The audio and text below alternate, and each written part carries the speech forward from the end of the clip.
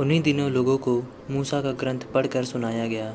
उसमें लिखा था कि अम्मोनी या मोआबी ईश्वर के समुदाय में सम्मिलित नहीं हो सकते, क्योंकि उन्होंने इज़राइलियों को खाने पीने के लिए कुछ नहीं दिया था, बल्कि मोआब ने उन्हें अभिशाप देने के लिए बिलआम को पैसा दिया था।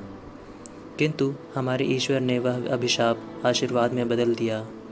जब लोगों ने यह आदेश सुना तो उन्होंने सारे विजातीय लोगों को इज़राइल में से अलग कर दिया। इसके पहले याजक एल्याशीब हमारे ईश्वर के मंदिर के भंडारों का प्रबंधक नियुक्त किया गया था।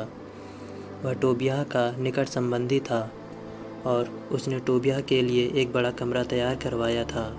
पहले इसमें अन्न बलि, लोबान पात्र और लेवियों, गायकों और द्वारपालों के लिए निर्धारित किया गया अन्न, अंगूरी और तेल का दशमांश तथा याजकों के लिए सब चढ़ावे रखे जाते थे।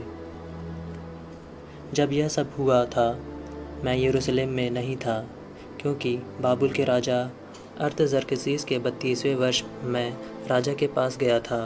कुछ दिनों बाद मैंने राजा के यहाँ से जाने के लिए आज्ञा मांगी। मैं यरूशलेम लौटा। वहाँ मुझे एल्याशीब के कुकर्म का पता चला। उसने ईश्वर के भवन में टोबियाह के लिए एक कमरे का प्रबंध किया था। मुझे यह बात बड़ी अप्रिय लगी। मैंने टोबियाह का सामान उस कमरे के बाहर निकलवाया। इसके बाद मैंने कमरे की शुद्धि करवाई और वहाँ फिर से ईश्वर के मंदिर के पात्र, अन्न बलियाँ और लोबान रखवाया। मैंने यह भी सुना कि लेवियों को यथोचित भाग नहीं दिया गया था, इसलिए सेवा करने वाले लेवियों और गायकों में कई लोग अपने अपने घर लौट गए थे। मैंने पदाधिकारियों को इसके लिए डांटा और उनसे कहा, ईश्वर के मंदिर की उपेक्षा क्यों की गई। इसके बाद मैंने लेवियों को एकत्रित कर उनके पहले के स्थानों पर फिर से नियुक्त किया। तब से यहूदावासी अन्न, अंगूरी और तेल का दशमांश भंडारों में देने लगे, और मैंने भंडारों की देखरेख के लिए याजक शिलेम्या, सचिव सादोक और लेवी पदाया को नियुक्त किया, और जक्कूर के पुत्र और मत्तन्या के पौत्र हानान को उनका सहायक बनाया। वे विश्वसनीय समझे जाते थे और उनका कर्तव्य यह था कि वे साथी भाई बंधुओं में सब कुछ बांटे। मेरे ईश्वर मेरी इस बात पर ध्यान दे और वे सत्कार मत भुला जिन्हें मैंने अपने ईश्वर के मंदिर और उसकी सेवा के लिए किया।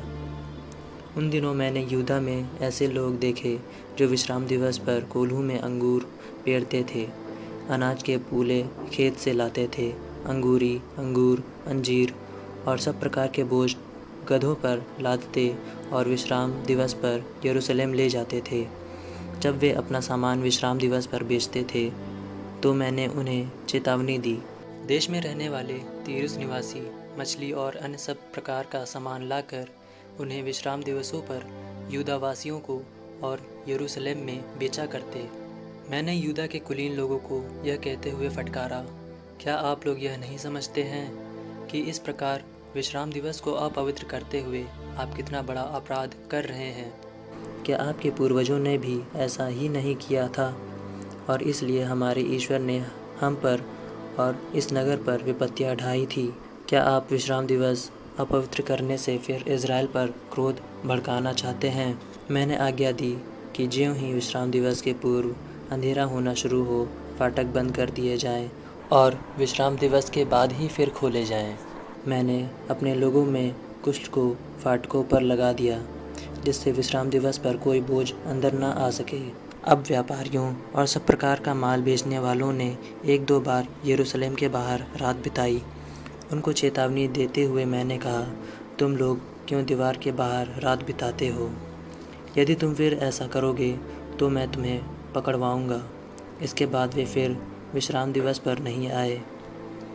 मैंने लेवियों को आज्ञा दी कि वे अपने को पवित्र करें और विश्राम दिवस को पवित्र रखने के लिए फाटकों पर देखरेख करने जाएं। मेरे ईश्वर मेरे इस कार्य को ना भुला और अपनी महान सत्य प्रतिज्ञता के अनुरूप मुझ पर दया कर।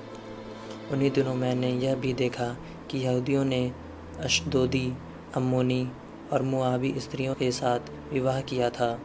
उनकी संतानों में आधे अश्दोदी या किसी अन्य जाति की भाषा बोलते थे। वे यहूदी भाषा नहीं बोल पाते। मैंने उनको फटकारा और शापित किया।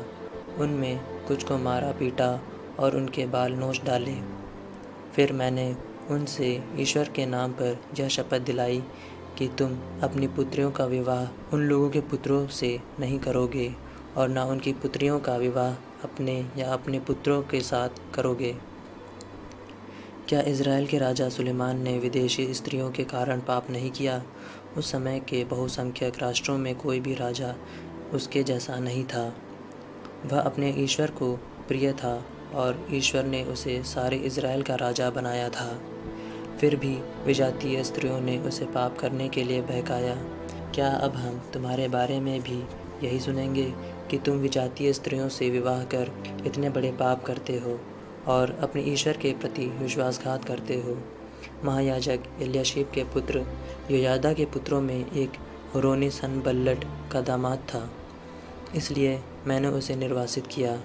मेरे ईश्वर, ध्यान रखना कि उन लोगों ने याजक पद को दूषित किया और याजकों एवं लेवियों के कर्तव्यों का पालन नहीं किया। इस प्रकार मैंने उन्हें हर प्रकार के विदेशी संपर्क से शुद्ध कराया और याजकों एवं लेवियों को अपने दलों के अनुसार उनके कर्तव्य पर नियुक्त किया। मैंने निश्चित समय पर लकड़ियाँ पहुँचाने और प्रथम फल अर्पित करने का भी प्रबंध किया। मेरे ईश्वर, मेरे इस कार्य को ना भुला और मुझ पर दया कर।